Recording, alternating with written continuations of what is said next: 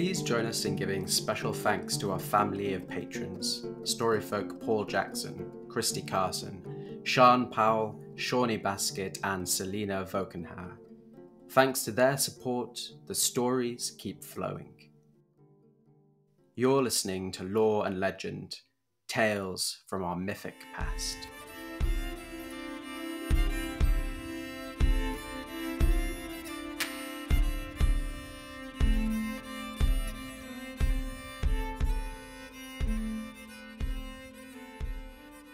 Hello and welcome. I'm Rick Scott, bringing you legendary tales inspired by the rich traditions of world folklore and mythology. If you're enjoying the episode today, please consider joining Christy, Paul, Sean, Shawnee and Selena as patrons and help to pay for the music, the audio effects, the art and the technology that we use to enhance our telling of these wonderful stories. If you go to our website at www.loreandlegend.co.uk and click Support Us, you can find out how. Our story today is from Jake Evans from Sutton Farm in Shropshire, here in the United Kingdom. Jake is a storyteller with what he describes in his own words as a bottomless appetite for potent stories and adventures. He makes a living performing his stories live at schools, libraries, hospitals, heritage sites and community events. Before he discovered storytelling, Jake was passionate about the natural world with a keen interest in animals and ecology, which led him towards a career in the natural sciences. But an encounter with the Young Storytelling of the Year competition and the Myth Stories Museum of Myth and Fable set him on a new path to becoming an artist and a performer. To this day, Jake's stories continue to be inspired by the landscape and its wildlife, and he combines his love of story with frequent explorations of Britain's windswept moors, deep woods and ancient coastlines. As well as hearing about Jake's storytelling journey, our conversation, recorded last year during lockdown, explores the different ways in which Jake has been using social media and technology to keep in touch with his audiences, and how he will continue to use it in his career going forward. I'm happy to report that with the recent lifting of lockdown restrictions in the UK, Jake is already seeing a revival in bookings for his live storytelling performances. But we're going to start now with Jake's story, which may be at once new and familiar to some of you. Jake is telling us the tale of Wem the dog. So I start this story in Shropshire, where I'm from, but hundreds and hundreds of years ago. And in those days in Shropshire, there were no cars, there were no roads, there were no towns. All there was for mile after mile was forest. And if you stood on top of one of the Shropshire hills and looked out towards the horizon, it looked like a green carpet in every single direction. Now, in the middle of this forest, there lived a hunter, and his name was Roden. And he lived in a small wooden hut with the rest of his family. He had a wife called Vernwy, and she was from over the border in Wales. And also, he had a baby boy called Ewan. He was still learning how to walk. He was tiny, crawling around.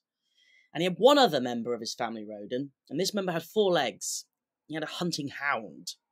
And this hound was called Wem. Now, Wem is a small town in the north of Shropshire, and I like to think that Wem is named after this very dog. And Wem was strong, he was loyal, he could run for miles and miles without stopping, but unfortunately, Wem the dog had one problem.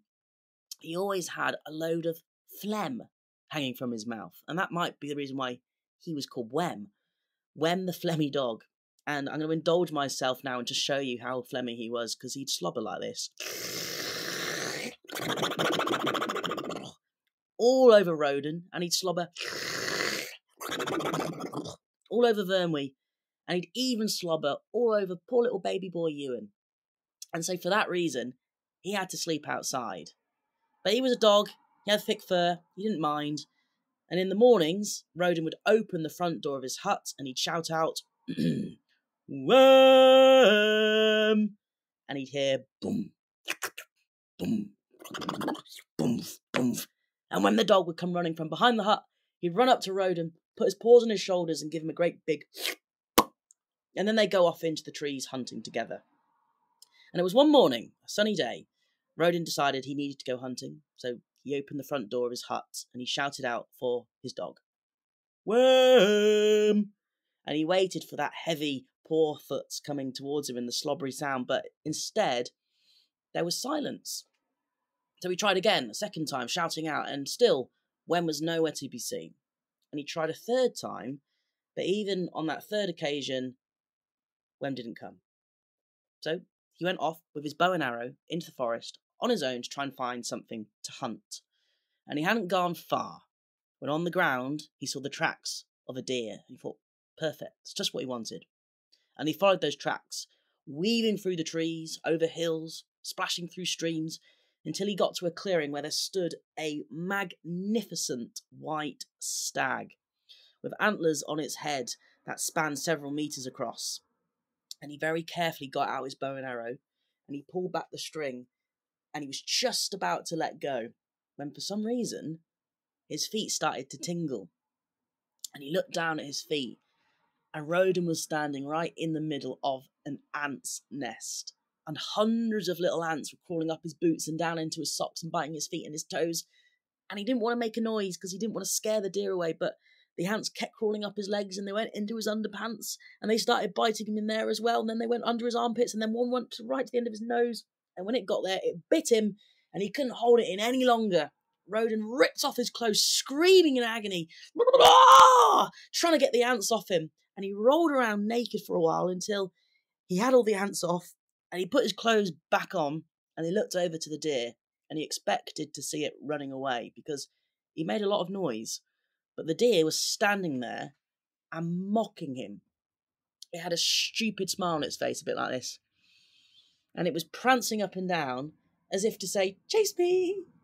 And Rodin forgot about his bow and arrow. And in his anger, he just started to run after the deer as quickly as he could on his own two little legs.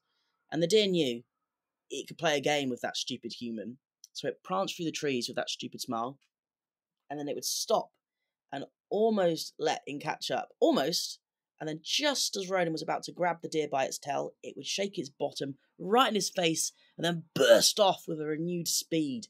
And they did that for miles and miles until eventually they got to a swamp.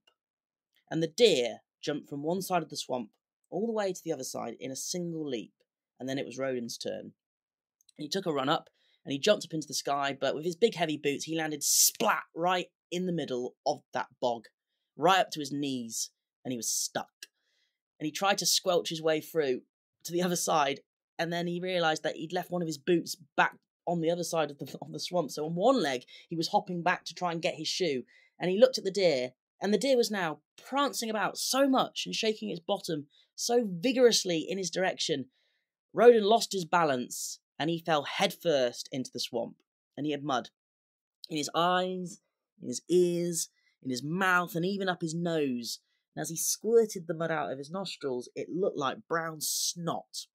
And then he said some horrible words that I can't repeat now, and the deer was so shocked by what Rodin had said, it finished its game and ran off into the trees, and Rodin was finally on his own again. And he started to walk back home. And it was a long way. It took him the rest of the day. And when he finally got back to his hut, he heard a familiar sound. Boom. Boom. And from behind the hut, there came Wem the dog, slobbering everywhere. And he ran up to Rodin, and he put his paws on his shoulders and gave him a great big... Rodin pushed him down. Where have you been? There was a stag today that I needed your help catching. What have you been doing? And then for the first time, Rodin looked properly at Wem's face, and he realised to his horror that Wem's jowls were stained red with blood. And a horrible thought crossed his mind. What if Wem has hurt my son? And he rushed inside of his hut, and the scene that met him was one of absolute carnage. The chairs were smashed, the table was destroyed, the curtains were all ripped, and everything was covered in blood, even the baby's blanket in the corner of the room. And so Rodin grabbed Wem by the scruff of his neck, and he got out his hunting knife, and he looked down at the dog. You monster! You killed my son!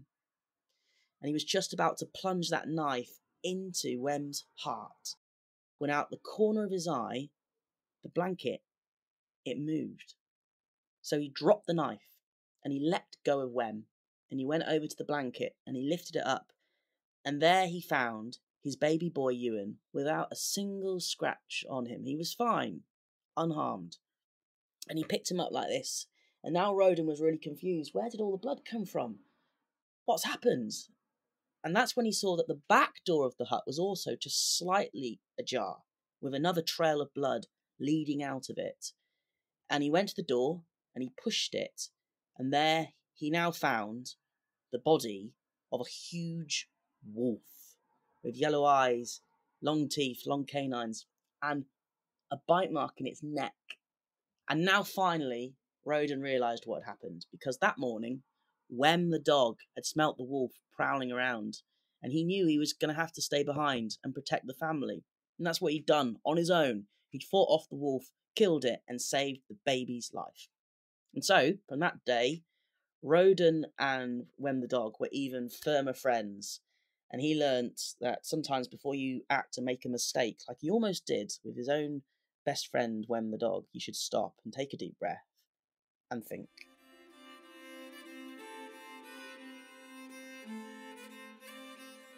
So this story is the first story that I actually ever learnt to perform properly to an audience.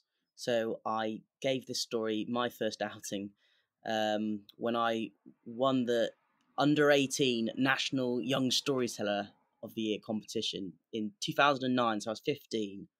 And it was my first chance of storytelling to an audience, and the audience there were on your side. So it was a very friendly, comfortable atmosphere. So it was a good platform to have a go at storytelling for the first time.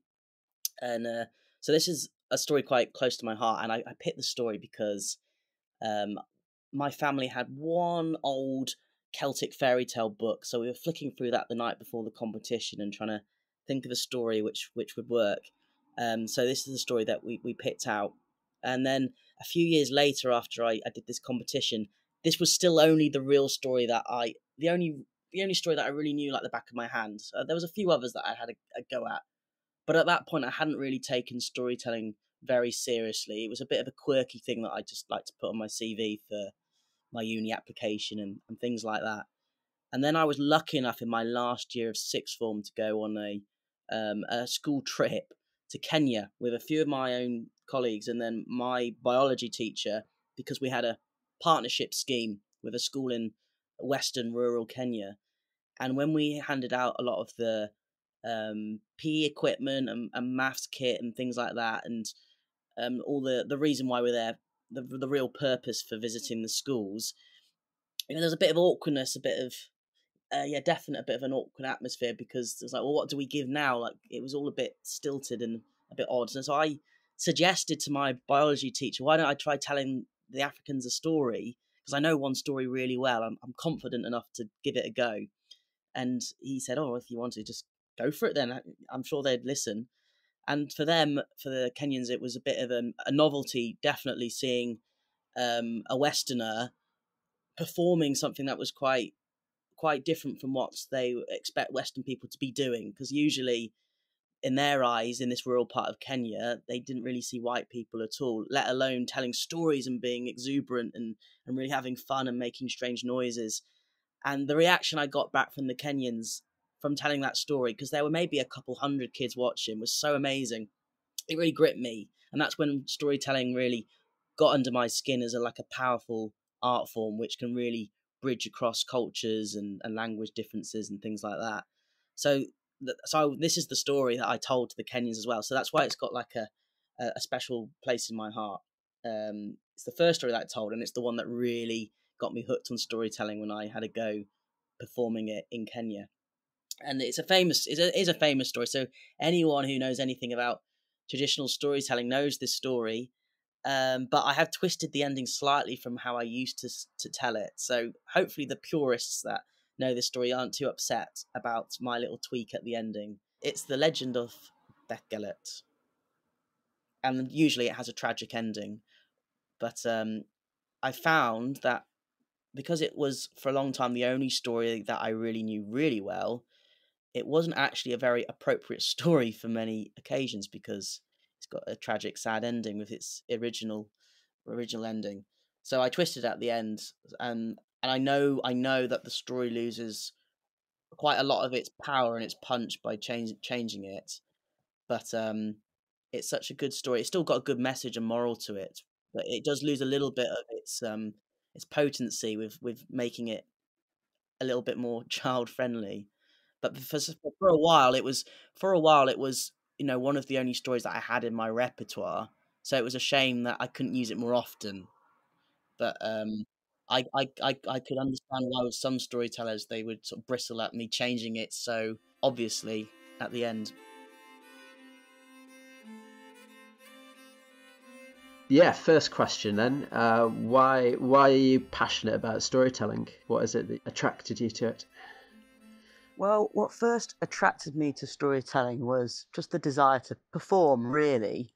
I wasn't brought up in a folky family, which storytelling often goes hand in hand with the folk tradition and folk festivals and the scene. So I did drama at school and school plays and productions, but I decided not to pursue drama for my A levels or GCSEs, but I still had this desire to perform, and I saw a storytelling competition advertised outside my English classroom, which was the National Young Storyteller of the Year competition, which was run by the traditional arts team. And I was intrigued by storytelling. I didn't actually know it was an art form that you could do as a profession. And I'll admit, I was also drawn in by the first prize, which was 50 quid. I thought, well, 10 minutes to tell a traditional story, I could have a go at that. So I went along to the competition, and I suppose with a big chunk of beginner's luck, I chose a good story which the judges liked, and I managed to win. So my eyes were open to this world of traditional storytelling then. So at first, I just liked performing and I suppose being in the limelight. But then, obviously, as I got more into the storytelling and into the art form, I found out all the depths of stories, of the things you can learn, and the morals and the connections you can have with your audience, and that's what I'm passionate about now when I do my work. And but at first, I must admit, it was just the desire to perform to people and have fun, and now it's become more of a deeper passion for me, a vocation. How many of the young storyteller competitions did you go to? Because I actually think that I saw you at one of those competitions when I was in Birmingham, but I'm not sure if it was the first one. I actually went to several because the platform of the competition was just a really good opportunity to tell a story to an audience of people that are friendly and on your side. And when you're learning stories, and you can't practice really at home, as you know, you the only way you can really learn how to tell a story well is with an audience. And the competition was a good platform with people who were going to be encouraging. And so I went to the competition every year for I think 6 years or five in a row. Hmm. And just because I enjoyed the experience and I liked listening to other stories from other storytellers, but also there was the incentive of it was a competition as well, and I enjoyed, of course, the goal of trying to win the competition every year.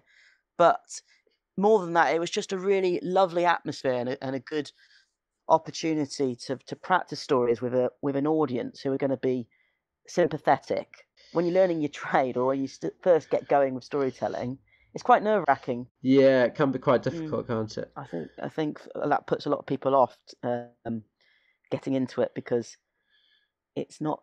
You need an audience to be patient to listen to you, and it can be quite awkward to ask just one or two people, a family member, to listen to you tell a story for 20 minutes. I find with a bigger audience, I feel more confident than with a small audience or a few people. It gives me more license to be more theatrical and over the top, and it doesn't seem so ridiculous.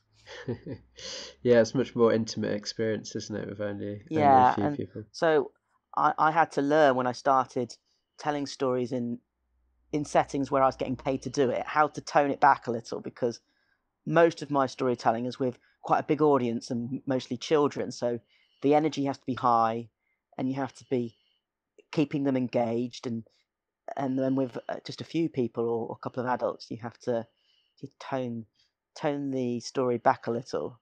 What is your storytelling style? What kind of stories do you tend to pick? You've already said what kind, like a lot of your work's aimed at kids and schools. Yeah, it is mostly with most of the work is with children, but it isn't the storytelling that I really enjoy most. There's something magic about telling stories to children because they don't have any cynicism, and they'll laugh if they think you're funny, and if they don't, they'll get up and walk out. So I like that challenge.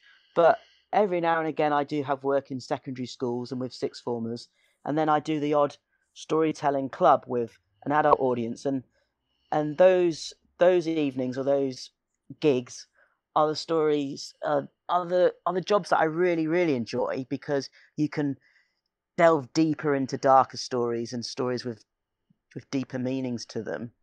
And I tell folk stories and myths and legends and things I've heard from other storytellers, but I do often mix in historical stories as well. So I do quite a long piece about the polar explorer Ernest Shackleton, which, so it's not a traditional tale, but it's so incredible it could almost be a fairy tale. The experiences that some of these polar explorers went through.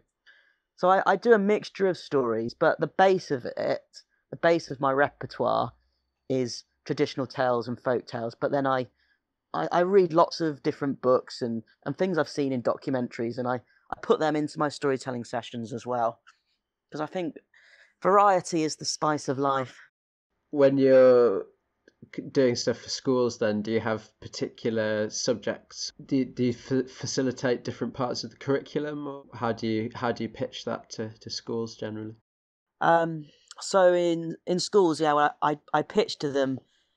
Usually, I can do any topic because I don't like to pigeonhole myself, but that's too much often the choice for schools. So I like to narrow it down or give them options of things to do with nature and science and wildlife, and so that fits in with recycling and topics they might be doing with sustainability, and then myths and legends, the Greeks, Norse, which are uh, staples that lots of storytellers have, and then I'll do polar explorers and Tudors, things of history, and then around the topic Romans, Greeks, lots of lots of topics in history, and then I'll try and work out how to mix in folk tales towards what they're doing in their history or geography or science. In your work in schools, how well known are folk tales? Because I've heard some people saying that even ones you'd expect kids to know, like Red Riding Hood, they're actually not as well known now as they used to be. Yeah, I think that's definitely the case. That surprises me. So I actually tend to steer myself away from the classically famous fairy tales, because I think as soon as you say the name of some of these stories, that people might not know the story, but they know the title of the story. I find that a lot of people stereotypically will hear those famous story titles, and they might even roll their eyes, or because they think it's a childish thing. So I tend to steer myself away from the really famous stories or the ones that people have heard of, and I try to find other folk tales, more obscure ones, and myths and legends that people haven't heard before. So I found when I work in schools, because I'm telling the more obscure stories, I don't really know whether children are aware of these Little Red Riding Hoods and Three Little Pigs or not. Because I don't actually tell those stories very often, or actually hardly at all. Yes, I think that's an experience that a lot of storytellers can relate to. Yeah, unfortunately. How do teachers respond to it? So most of the time, teachers will enjoy it as well, and they'll watch and they'll listen. And I always feel I've done my job really well if the teachers stop marking their books at the side of the classroom to listen as well, and and watch properly, which isn't always the case. And I don't begrudge teachers doing that, because their jobs are very stressful. And I think when they get the opportunity to get ahead with their marking, if I'm with their class for an hour, they sometimes sit in the side and start marking. But I always feel it's a personal triumph if they start marking, but halfway through they put their marking book down and start listening as well, and joining in, which does happen quite a lot, which is nice for me when that does happen. I guess one thing which may not come across when people are listening to your story, because it's a podcast, but I certainly remember you very enthusiastic sort of body language and use of the space. So is how aware of that are you as part of your storytelling? Yeah, I'm quite a physical performer, so I like having fun with stories. I like moving around, and with children, I think being quite exuberant and energetic helps them stay engaged with the stories. I think probably as I get a bit older, or as I get more mature with my storytelling, I might not have to rely on physical humor and slapstick things quite as much, and I can rely on just having good stories to keep people engaged. But at the moment, I really enjoy dancing around and making silly faces and making silly noises of different animals. So I'm not going to stop storytelling like that yet. I suspect that many performers, myself included, don't feel very free to actually engage in all that kind of stuff. So, to a sense, I think that it's very good for a storyteller to be able to unself-consciously contact that side of things. That's my natural style, being quite physical, and I think you've got to be careful not to overdo that and move around too much. I mean, storytelling is subjective. Everyone has personal tastes of storytellers that they like, and different styles. And some people might like watching a storyteller being quite still and controlled. But you got to just stay true to yourself, haven't you? So I'll never be a storyteller who could sit down for a whole hour on a chair and do minimal movements and gestures. But I think I can still learn I can adapt my storytelling, I think, as I get a little older, and as I get more experience, to not always rely on the physical humor and element of the stories, and use words to hook an audience instead. What's your kind of ideal story then to work on? Have you got any sort of projects that you really want to tackle? Or I've got several ideas of like a big piece, but there's not really any driving incentive for me to spend hours and hours working on a show, because at the moment that's an hour-long piece with a big epic story. It's not really appropriate for most of the storytelling that I'm doing.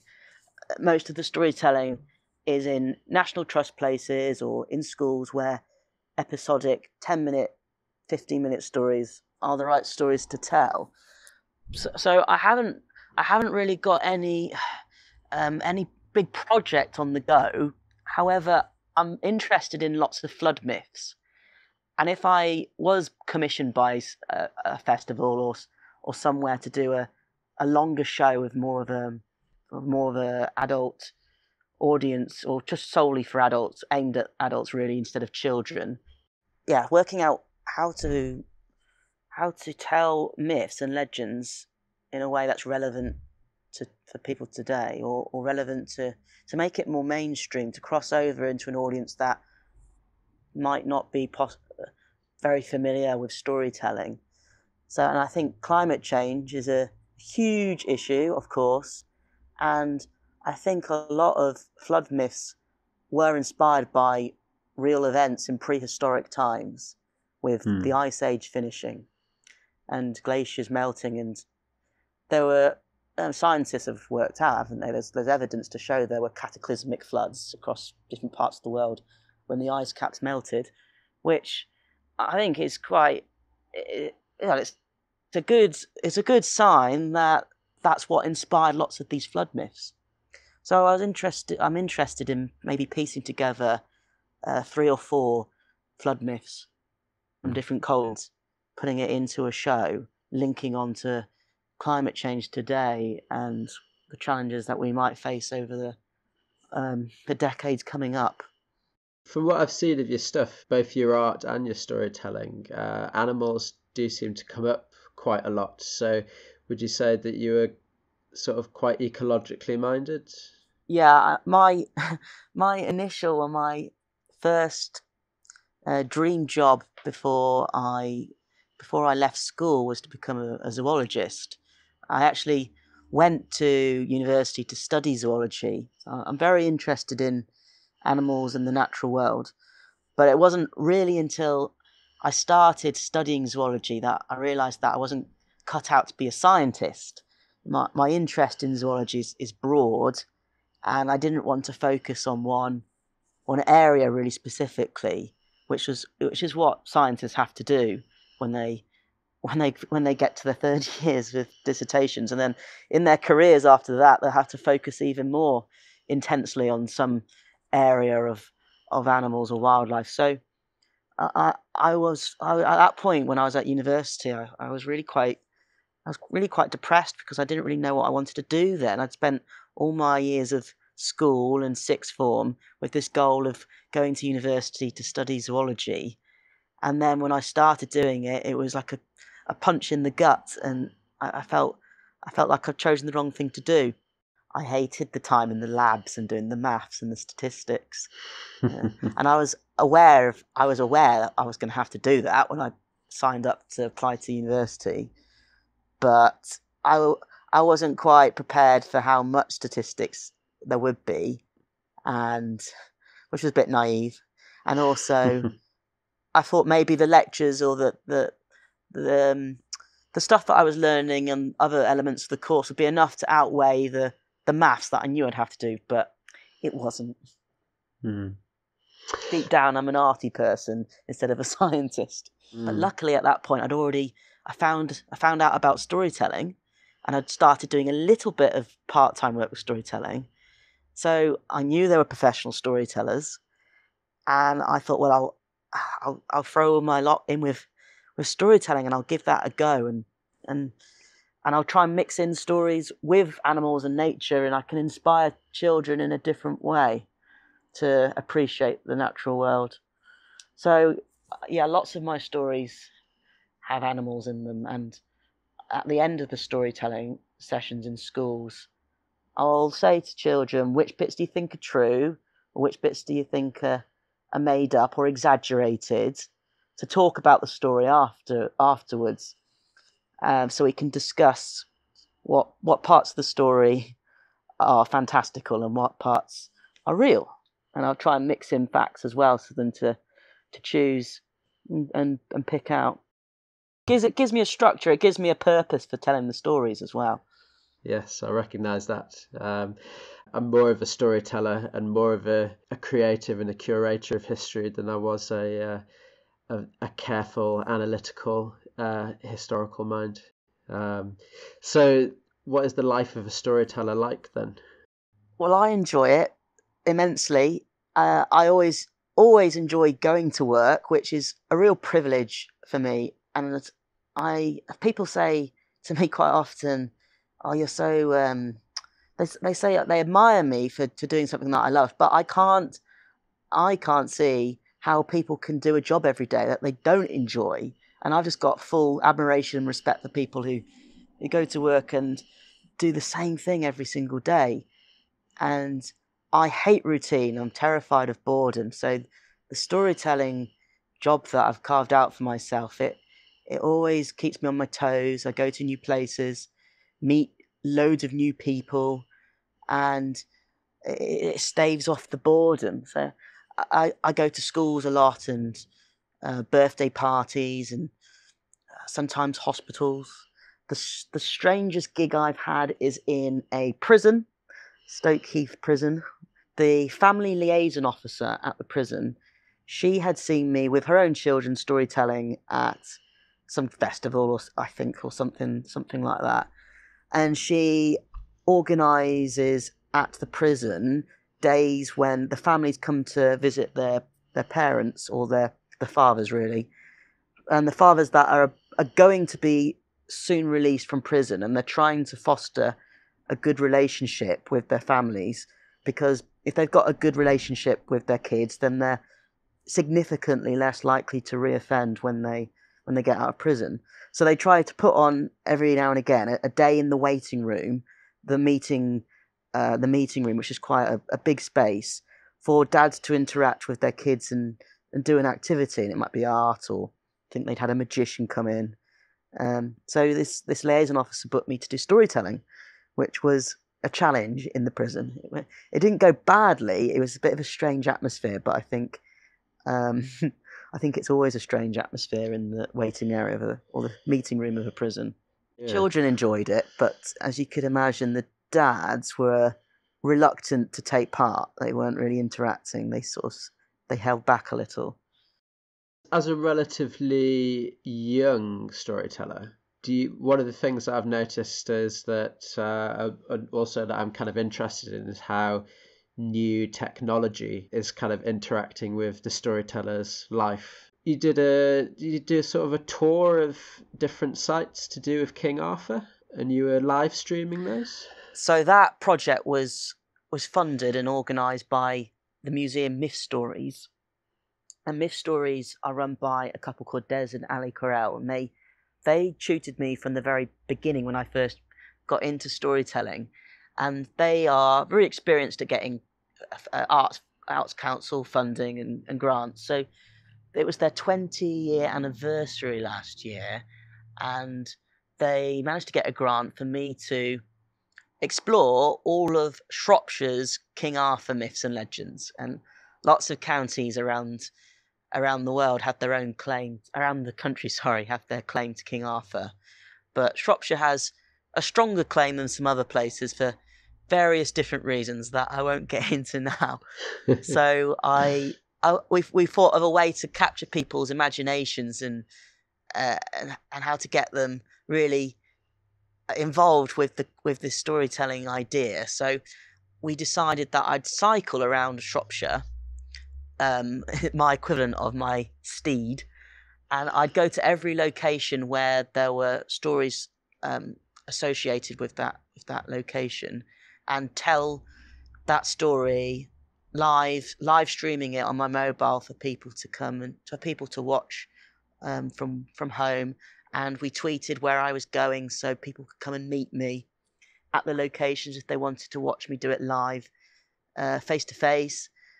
So I did this quest around the whole of Shropshire over 3 days, which covered 130 miles, I think it was.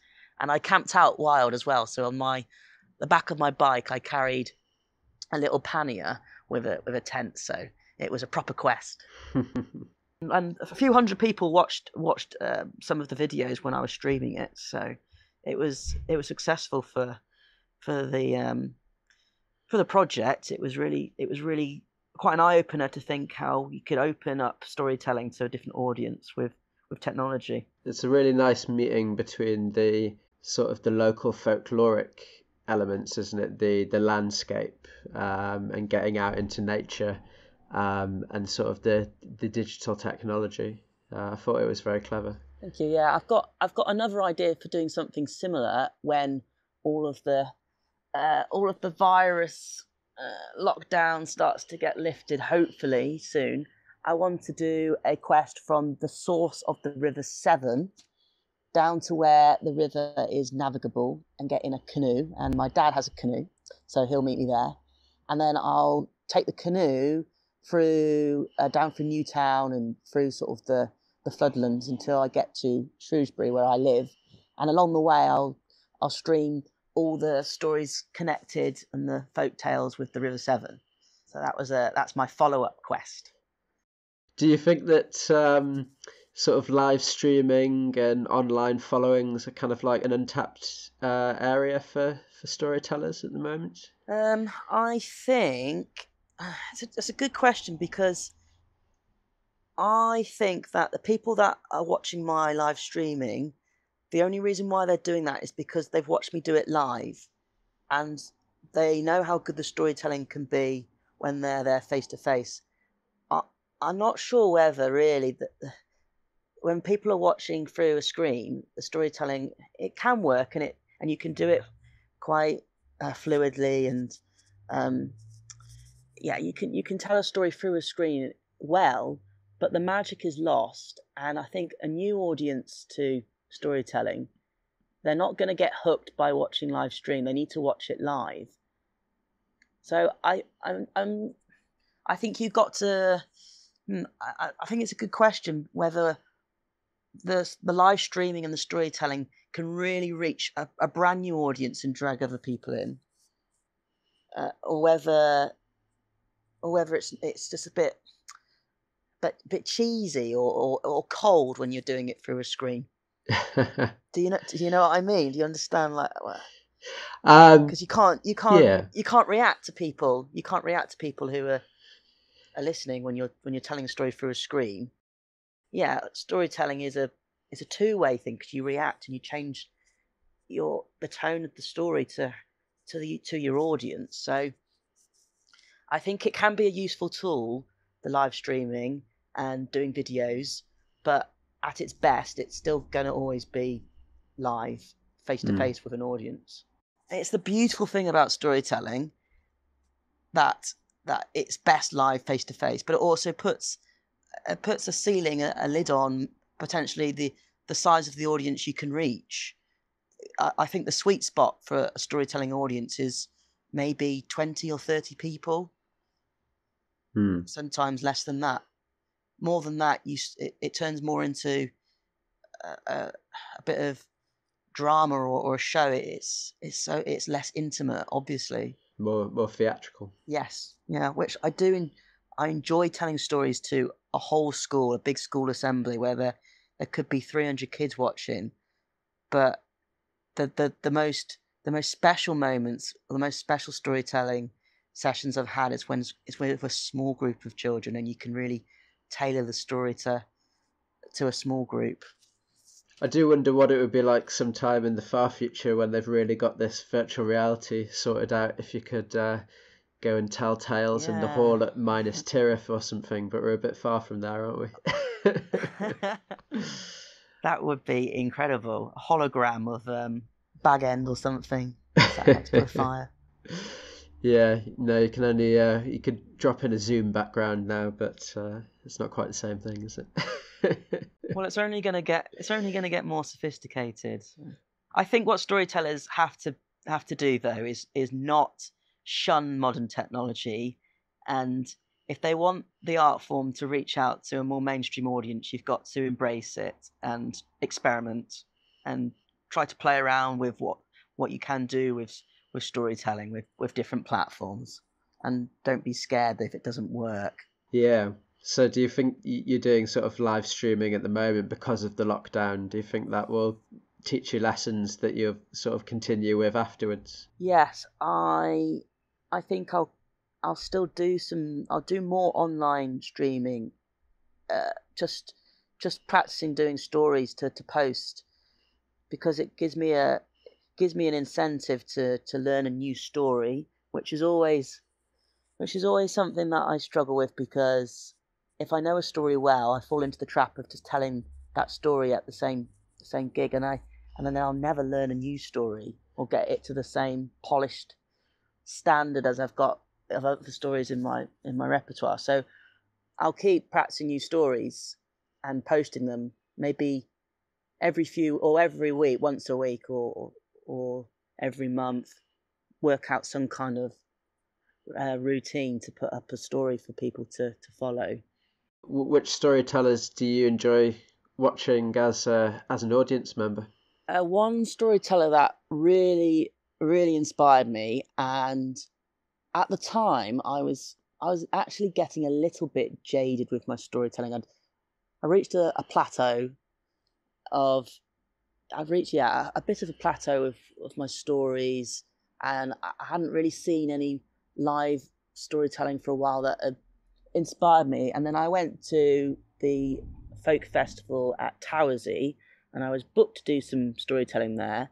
And there was the storyteller Debbie Newbold and she was doing in one of the big tents a storytelling performance, and it was a big audience. There was several hundred people watching, and she was retelling Shakespeare, the Romeo and Juliet, but she was telling it in a conversational way, a storytelling fashion, not with all the prose, but every now and again she picked out several parts of Shakespeare's prose which she'd drop in, but only in small parts, and then she'd slip back into a more informal storytelling style. And she had no props. She just had a head mic, and she told this story over an hour and a half, and she had several hundred adults in the palm of her hand for that whole length of time, and that was really, really inspiring. And I was so impressed, and it gave me a kick to think, how could I push my own storytelling a bit further again? Yeah, it's great, isn't it, when you see somebody who recharges your creative batteries like that. I think some other storytellers as well that inspired me and give me good advice is Graham Langley's given me lots of good advice over the years, and he helped organise the Young Storyteller of the Year competition as well as part of the traditional arts team.